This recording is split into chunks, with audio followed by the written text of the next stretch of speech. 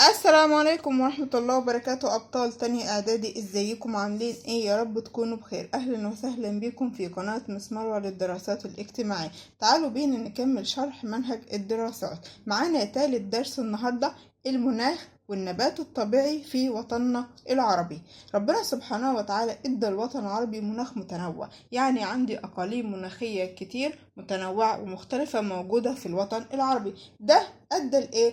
لوجود نباتات طبيعية مختلفة وكمان محاصيل زراعية مختلفة. يبقى إذا عندي تنوع المناخ في الوطن العربي عمل إيه؟ أدى لتنوع النباتات الطبيعية وكمان المحاصيل الزراعية، وده ساعد إن الدول العربية تتكامل مع بعضها البعض. يعني الدول العربية اللي عندها نباتات طبيعية ومحاصيل زراعية تقدر تدي الدول اللي ما عندهاش، يبقى فيه تبادل وتكامل بين الدول العربية دي. تعالوا بينا نشوف العوامل اللي ساعدت على تنوع مناخ الوطن العربي. يا ترى ايه العوامل اللي خلت فيه تنوع في مناخ الوطن العربي؟ عندي 3 عوامل: الموقع بالنسبة لدوائر العرض، والقرب او البعد من المسطحات المائية، وكمان عندي التضاريس. اول حاجة الموقع بالنسبة لدوائر العرض، يعني موقع الوطن العربي بالنسبة لدوائر العرض، ودي واحدة من إحداثيات الخريطة، أثر عندي على مناخ الوطن العربي. يعني موقع الوطن العربي بالنسبة لدوائر العرض عمل إيه؟ أثر في المناخ. إزاي؟ كل ما بقينا قريبين من دايرة الاستواء كل ما ارتفعت عندي درجة الحرارة. يعني الدول العربية اللي قريبة من دايرة الاستواء فيها ارتفاع في درجة الحرارة، يعني درجة الحرارة عندهم عالية. طيب أثر ازاي كمان؟ كل ما ابتعدنا عن دايرة الاستواء، سواء بقى طلعنا في الشمال قريب من القطب الشمالي أو نزلنا تحت قريب من القطب الجنوبي، كل ما قلت درجة الحرارة. ده معناه ايه؟ ان الدول العربية اللي قريبة من ايه؟ من دايرة الاستواء فيها درجة الحرارة عالية، والدول العربية اللي بعيدة عن دايرة الاستواء فيها درجة الحرارة قليلة عن الدول التانية. طيب تاني عامل معايا أثر على مناخ الوطن العربي، القرب أو البعد من المسطحات المائية. يعني مثلا زي المحيطات والبحار، الدول القريبة والدول البعيدة عن المسطحات المائية. ازاي ده أثر على مناخها؟ المناطق الساحلية اللي هي المناطق اللي محاط بالمحيطات والبحار، يعني حواليها بحار ومحيطات، بنسميها المناطق الساحلية. ايه اللي بيميزها؟ ان مناخها معتدل، يعني درجة الحرارة فيها معتدلة، مش درجة حرارة عالية ومش درجة حرارة منخفضة. اذا القرب والبعد من المسطحات المائية اثر. ازاي؟ المناطق الساحلية اللي قريبة من المحيطات والبحار فيها درجة الحرارة معتدلة، يعني مناخها معتدل. ايه كمان؟ المناطق الداخلية اللي بنقول عليها القارية فيها ايه بقى؟ فيها يا اما ارتفاع في درجة الحرارة في فصل الصيف، يا اما انخفاض في درجة الحرارة في فصل الشتاء. طب ايه هي بقى المناطق الداخلية او القارية؟ هي المناطق اللي بعيدة عن التأثيرات بتاعة المسطحات المائية، يعني بعيدة عن تأثيرات المحيطات وكمان بعيدة عن تأثيرات البحار. بيبقى فيها ايه؟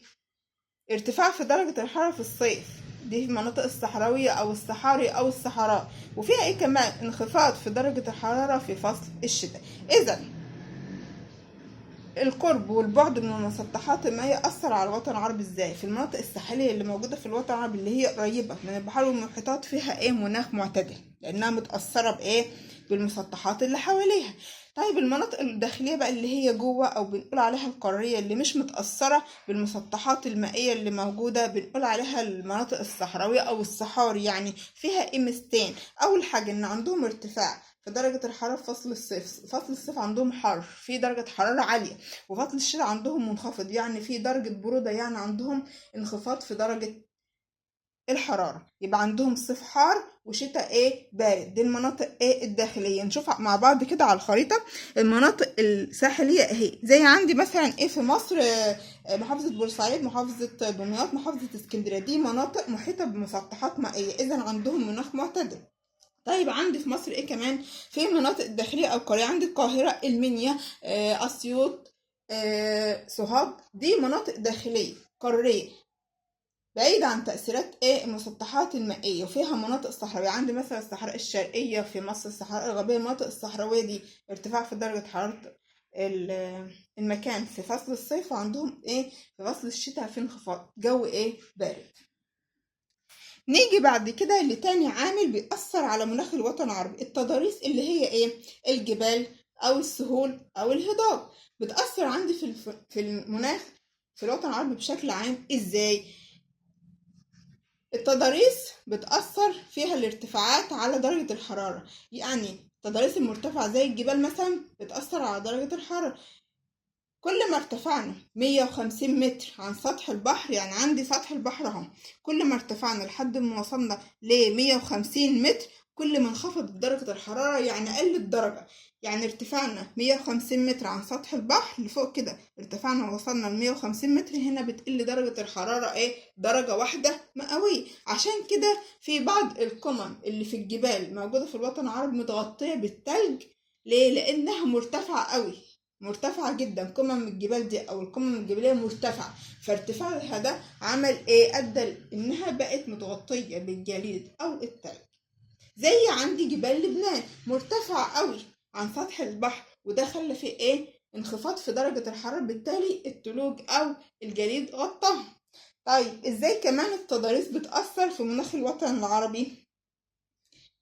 اتجاه الكتل الجبلية بيأثر في توزيع كمية المطر. طيب اديني مثال على سفوح الجبال اللي قدام البحر، في عندي ايه حاجة ملاحظة ان مطرها غزير او كثيف عن السفوح الداخلية اللي موجودة جوه، اللي بنقول عليها موجودة في منطقة ظل المطر. يعني عندي الجبل اللي قدام البحر، المنطقة اللي قدام البحر على طول أو جانب الجبل أو السفح بتاعه بتبقى أمطار غزيرة عن المنطقة التانية أو الناحية التانية من الجبل اللي بتبقى جوه. طيب ده ليه يا ترى؟ لأن لما الرياح الممطرة اللي هي جاية محملة ببخار البحر اللي جاية محملة بالبخار، أول ما بتيجي بتنزل على طول فين؟ عند منطقة الجبل اللي قدام البحر، بتفرغ كل حمولتها أو معظم حمولتها من المياه أو البخار اللي جايباه من البحر. بالتالي لما بتدخل بقى جوه في المنطقة اللي في ظل المطر بتكون تقريبا ناشفة أو شبه ناشفة، مبقاش فيها كميات بخار أو كمية مية تقدر تنزلها. يبقى إذا عند التضاريس في الوطن العربي أثرت في في المناخ. كل ما ارتفعنا 150 متر عن سطح البحر بتنخفض عند درجة الحرارة 1 درجة مئوية. بالتالي في بعض القمم الجبلية في الوطن العربي متغطية بالتلوج عشان هي مرتفعة، زي جبل أو جبال لبنان.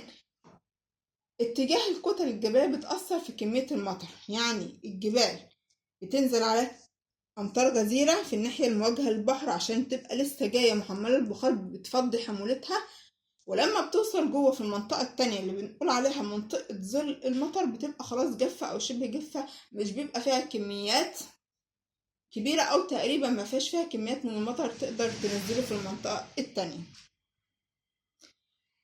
مناخ الوطن العربي متنوع، نقدر نقسمه لأقاليم أو مناطق مناخية مختلفة. تعالوا بينا نتعرف عليها.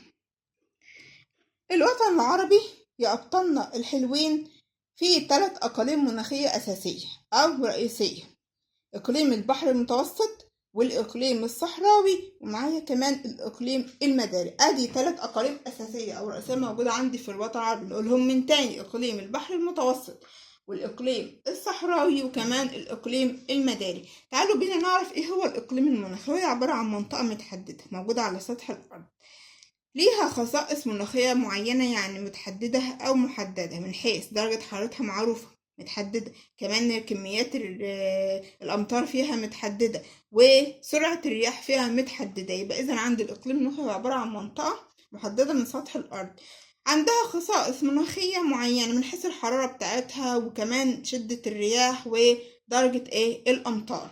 تعالوا بينا نشوف على الخريطة الأقاليم المناخية في الوطن العربي. الإقليم البحر المتوسط لونه أحمر، والإقليم الصحراوي باللون البرتقالي، وعندي الإقليم المداري باللون الأخضر. يلا بينا نشوف على الخريطة. إقليم البحر المتوسط هنا عندي في شمال العراق وسوريا، وعندي مناطق من فلسطين ومصر وليبيا وتونس والجزائر والمغرب.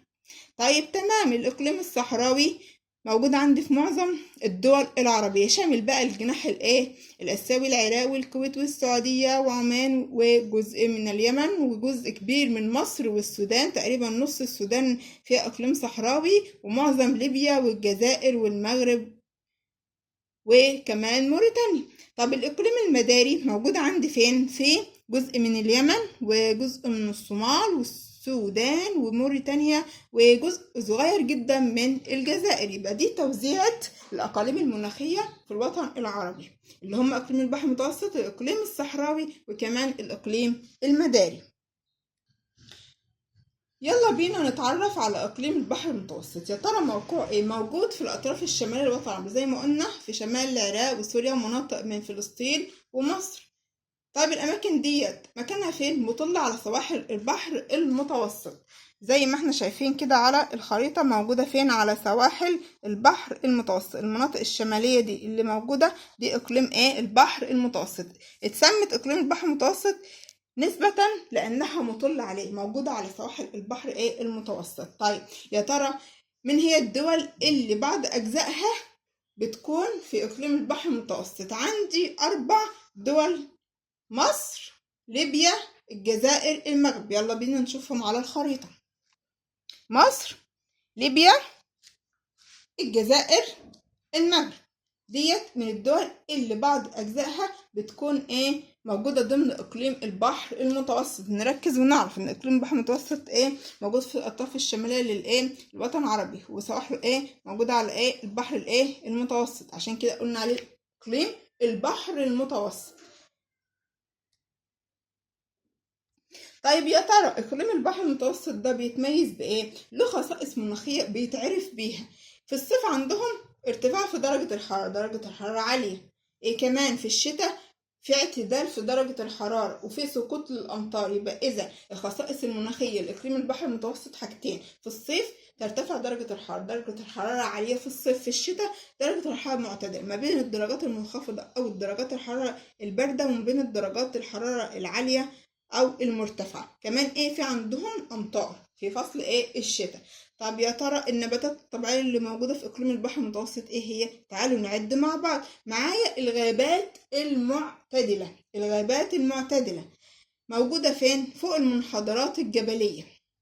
عندي الجبال لها منحدرات أو جوانب، الجوانب دي موجود عليها الغابات المعتدلة. في هناك أمطار غزيرة، أمطار غزيرة زي عندي جبال أطلس. جبال أطلس موجودة هنا في شمال أفريقيا. تمام. عندي كمان فين؟ مرتفعات بلاد الشام والعراق. تعالوا بينا نشوفها على الخريطة. مرتفعات بلاد الشام والعراق. هنا المرتفعات اللي موجودة في بلاد الشام والعراق في عندهم غابات معتدلة، ودي نوع من أنواع النباتات الطبيعية أو النبات الطبيعي. طيب أهم أشجار النباتات طبيعية الغابات المعتدلة. الغابات المعتدلة من ضمن فئة النباتات الطبيعية. أنواعها بقى الغابات المعتدلة أو أشجارها؟ البلوط، الفليني، والزيتون، والأرز. اللي لبنان اتخذته شعار ليها. لو بصينا على علم لبنان هنلاقي فيه مرسوم عليه شجرة الأرز. ده علم أو شعار دولة لبنان. يبقى إذا عندي إقليم البحر المتوسط نباتاته الطبيعية غابات معتدلة موجودة فين؟ فوق المنحدرات الجبلية، بتكون هناك الأمطار غزيرة زي جبال أطلس ومرتفعات بلاد الشام والعراق. ومن أهم أشجار الغابات المعتدلة 3: البلوط، الفليني، والزيتون، والأرز. طيب كمان عندي الحشائش المعتدلة أو الإستبس. الإستبس. يبقى الحشائش المعتدلة دي من ضمن النباتات الطبيعية اللي موجودة في إقليم البحر المتوسط. يا ترى الحشائش المعتدلة بتنمو فين؟ ما بين إقليم البحر المتوسط والإقليم الصحراوي. تعالوا بينا نشوفها على الخريطة. دي الخريطة أهي. بيقولك إن الحشائش المعتدلة بتنمو ما بين إقليم البحر المتوسط وبين الإقليم الصحراوي، ما بين المنطقة اللي باللون الأحمر على الخريطة اللي هي إقليم البحر المتوسط، والمنطقة اللي لونها برتقالي اللي هي الإقليم الصحراوي. وما بين المنطقتين دول في عندي الحشائش المعتدلة اللي بتبقى مزدهرة وبتنمو في الشتاء وبتكون جافة وناشفة في الصيف. هناك بيربوا الرعاة ايه؟ الأغنام والماعز. يبقى إذا الحشائش المعتدلة بتتميز بإن هي بتكون بين إقليم البحر المتوسط والإقليم الصحراوي. بتبقى مزدهرة في الشتاء، مصحصحة وزاهية كده في الشتاء، وجافة في الصيف. هناك بتتربى عليها ايه؟ الأغنام والماعز. الأغنام والماعز. الإقليم الصحراوي التاني إقليم مناخي معايا، هو أكبر الأقاليم المناخية في المساحة. 80% من مساحة الوطن العربي زي ما قلنا أخد مساحة كبيرة، عكس إقليم البحر المتوسط اللي أخد الأطراف الشمالية بس من الوطن العربي. لكن الإقليم الصحراوي أخد مساحة أكبر، كام؟ 80%. 80% دي مساحة كبيرة جدا. يا ترى فين الموقع بتاع الإقليم الصحراوي؟ امتداده ما بين إقليم البحر المتوسط في الشمال لحد عند الإقليم المداري اللي موجود في الجنوب، يعني في معظم الدول العربية. زي ما أنا قلت إن معظم الدول العربية بتقع فين؟ ضمن الإقليم الصحراوي. يا ترى إيه الخصائص المناخية بتاعته؟ بيتميز بإيه؟ في الصيف المناخ هناك قاري، يعني شديد الحرارة بالذات وقت النهار. وقت النهار في الإقليم الصحراوي بيكون الجو حر. في الشتاء بيكون مناخ قاري شديد البرودة بالذات بالليل. يعني في الصيف نقول ايه؟ مناخ قاري شديد الحرارة بالذات في ايه؟ في النهار. وفي الشتاء مناخ قاري شديد البرودة بالذات فين؟ في وقت الليل او ساعات الليل. يا ترى ايه النباتات الطبيعية اللي بتنمو في الاقليم الصحراوي؟ تعالوا بينا نتعرف عليها. النباتات بتنمو حسب كمية المطر، يعني مش نوع واحد، حسب كمية المطر. مثلا كمية المطر هنا عالية في نباتات، كمية المطر هنا أقل في نباتات تانية. ده الاختلاف ده نتيجة كمية المطر. ما هو مش كل مكان في الإقليم الصحراوي بيبقى فيه المطر شديد أو غزير، لأ، أو مثلا قليل، لأ، الأماكن مختلفة، كمية الأمطار فيها مختلفة. كمية الأمطار عملت إيه؟ عملت اختلاف في النباتات اللي موجودة، مش نباتات واحدة مختلفة. إزاي؟ الحشائش القصيرة بتكون عندي موجودة في المناطق اللي فيها مطر قليل. ايه كمان؟ النباتات الشوكية زي نبات الصبار بتبقى في المناطق اللي فيها المطر نادر. لما اقولك ازاي كمية المطر أثرت على الصورة النباتية في الإقليم الصحراوي، هتقولي النباتات أو الحشائش القصيرة بتنمو في مناطق قليلة المطر، والنباتات الشوكية زي الصبار بتنمو في المناطق اللي فيها ندرة في المطر أو نادرة الأمطار. يا ترى إيه الحيوانات اللي بتعيش عندي في الإقليم الصحراوي؟ عندي حيوانات زي الزواحف والإبل اللي هي الجمال، وكمان الغزلان. يبقى إذن عندي 3 أنواع حيوانات بتعيش في الإقليم الصحراوي: الزواحف والإبل والغزلان. معايا تالت إقليم، الإقليم المداري. فين موقعه؟ موجود في جنوب الوطن العربي. يبقى في الشمال عندي إيه؟ إقليم البحر المتوسط، تحت على طول الإقليم الصحراوي، وفي الآخر خالص عندي الإقليم المداري. موجود فين بالظبط؟ معظم جمهورية السودان زي ما احنا شفنا على الخريطة في أول الدرس، معظم دولة السودان موجود فيها إيه؟ الإقليم المداري. كمان موجود في جنوب موريتانيا، وفي نص أو وسط أو منتصف الصومال، وفي جنوب غرب شبه الجزيرة العربية، جنوب غرب ناحية إيه؟ اليمن. يبقى إذا عندي 4 أماكن موجود فيها الإقليم المداري في الوطن العربي. نعد مع بعض: معظم جمهورية السودان، وعندي جنوب موريتانيا، وسط الصومال، وجنوب غرب شبه الجزيرة العربية. يا ترى الخصائص المناخية اللي بتميز الإقليم المداري إيه هي؟ في الصيف في درجة حرارة مرتفعة وفي أمطار بتسقط. في الشتاء في اعتدال في درجة الحرارة وعندي فيه جفاف. يبقى الصيف عكس الشتاء. ازاي؟ الصيف درجة حرارة مرتفعة وسقوط أمطار، وفي الشتاء في اعتدال في درجة الحرارة، يعني درجة الحرارة ماهيش عالية وماهيش منخفضة. وفي نفس الوقت في الشتاء في الإقليم المداري بيكون عندي فيه جفاف. يعني ايه يسود الجفاف؟ يعني ينتشر. يعني البلاد اللي فيها الإقليم المداري في الشتاء بتكون جافة، زي معظم جمهورية السودان وجنوب موريتانيا، وسط الصومال، وجنوب غرب شبه الجزيرة العربية. الأماكن دي في الصيف بتكون فيها إيه؟ ارتفاع في درجة الحرارة وعندي سقوط أمطار، وفي الشتاء بيكون اعتدال في إيه؟ في درجة الحرارة وعندي فيه جفاف منتشر هناك. يا ترى إيه بقى النبات الطبيعي اللي موجود في الإقليم المداري؟ نعد مع بعض. عندي الغابات المدارية، من اسمها كده غابات مدارية، لأنها بتكون فين؟ في الإقليم المداري.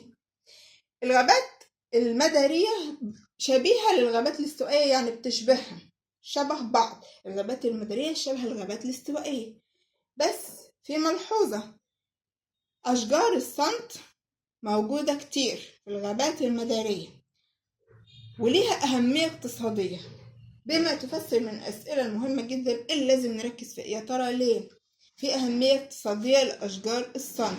عشان بنستخرج منها الصمغ العربي. مادة الصمغ العربي بتستخرج من أشجار الصمت، زي ما احنا شايفين كده في الصورة، ده شكل شجرة الصمت اللي موجودة في الغابات المدارية. يبقى الغابات المدارية اللي موجودة في الإقليم المداري بتشبه ايه؟ الغابات الاستوائية، مع ملاحظة إن فيها اللي هي الغابات المدارية كتير ايه؟ أشجار الصمت اللي ليها أهمية اقتصادية. عشان ايه؟ عشان بيستخرجوا منها الصمغ العربي. أهميتها الاقتصادية ديت ليه؟ يعني لما أقول لك ليه يا ترى لأشجار الصمت أهمية اقتصادية، عشان بيستخرجوا منها ايه؟ الصمغ العربي.